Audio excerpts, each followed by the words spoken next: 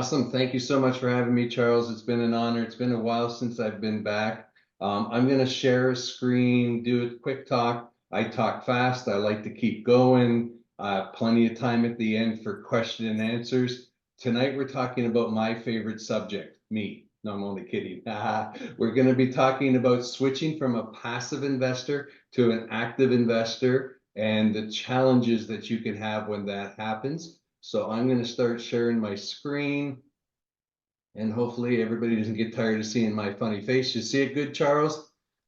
Yeah, I can see it. Awesome. Perfect. Thank you. So tonight we want to talk a little bit about being from a passive investor to an active investor. For those of you that don't understand and are fairly new, a passive investor is someone who gives their money to a syndication or to some sort of group, and you're passive. You're not involved in any of the day-to-day. The team manages everything. On the active side, you're part of the team that finds the deals, underwrites the deals, puts it under contract, and then manages the deal and returns a portion of the profits over to your passive investments.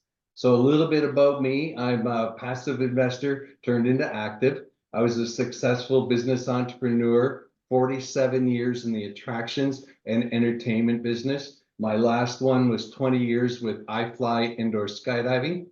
I actually opened 46 of 80 locations all over the world, and I'm deeply passionate now about real estate investing. So my goal is to have 1,000 people reach financial independence through real estate investing. Want to be sure I'm clear. Financial independence means something to everybody is different. So yours might be to put your kids in college, to retire your job, to have enough passive income coming in so you don't have to work. I'm not here to determine what your financial freedom is. I'm just trying to introduce you to real estate investing versus putting your money in the stock market or some other way. I hope that you'll join me on my journey.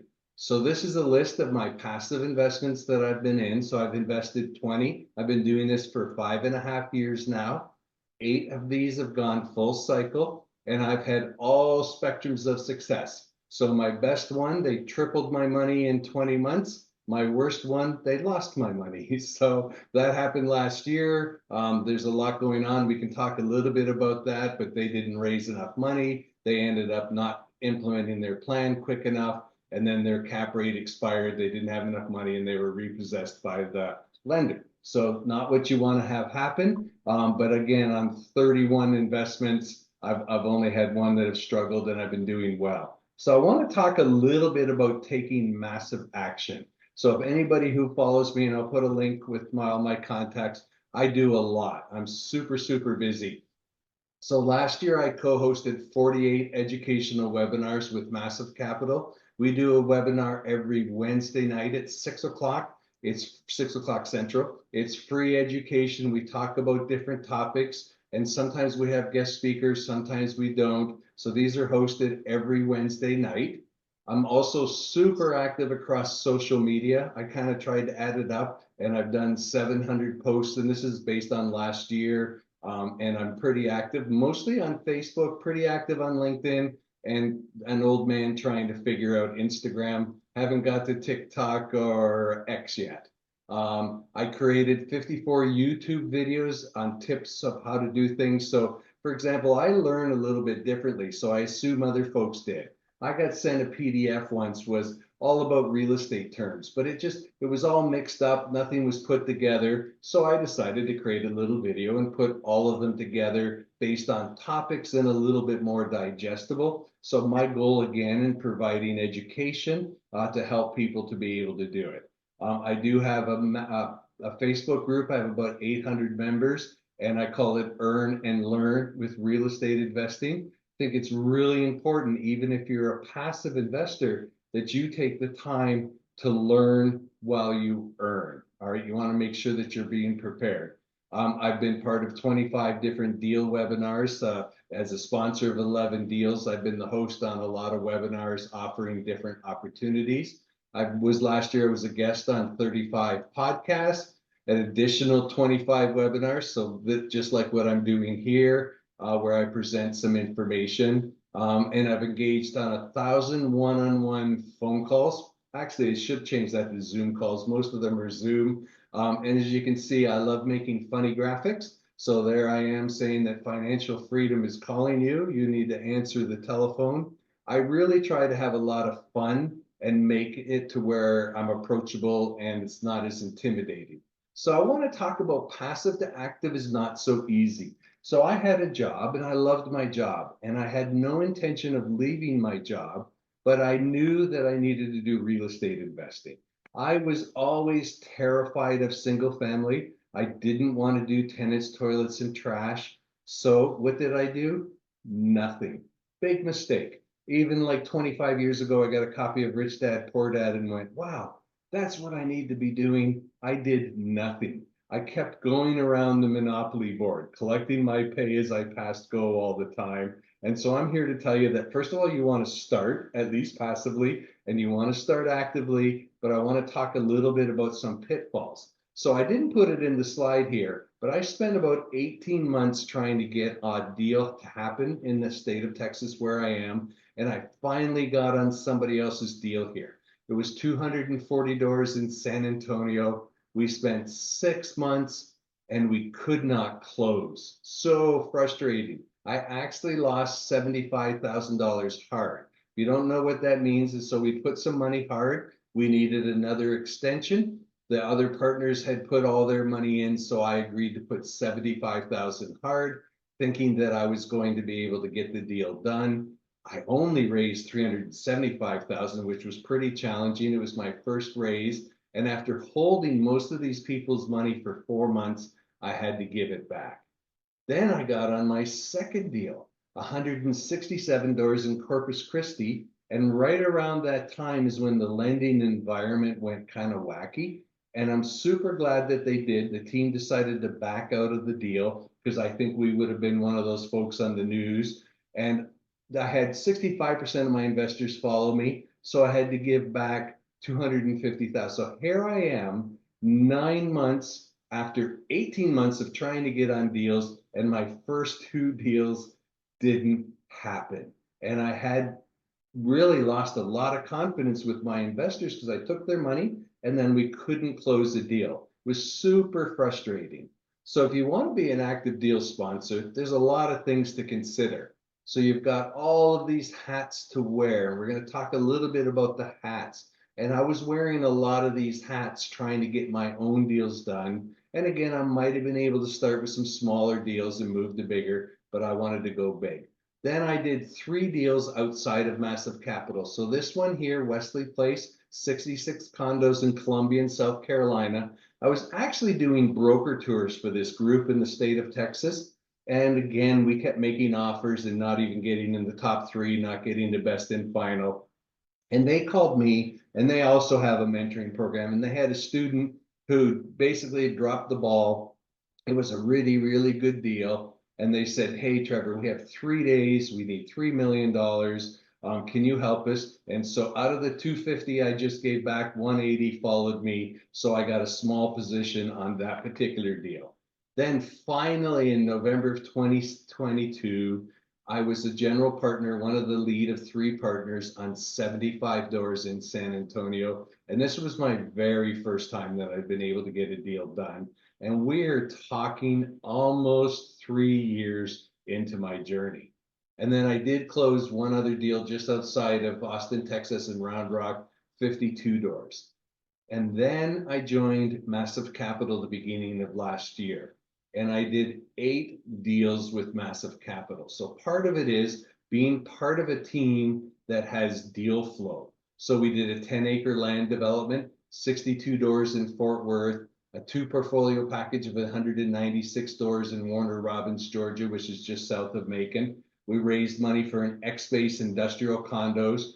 We did Cottonwood, which was 18 doors in Denver, Colorado. We raised money for a new build retail here, still being built in Austin, Texas. We got on 42 doors in Chatham, North Carolina. And Horizon was what deal that just closed. Actually, we didn't make it till the beginning of this year. We're just finishing our raise on this particular door on this deal. This is 204 doors in San Antonio. So I want to talk a little bit about it. Acquisitions, how do I find deals? So many people join up on a mastermind, they go to a program and they tell you, oh, just contact brokers, offer to buy them a coffee, do this, do that.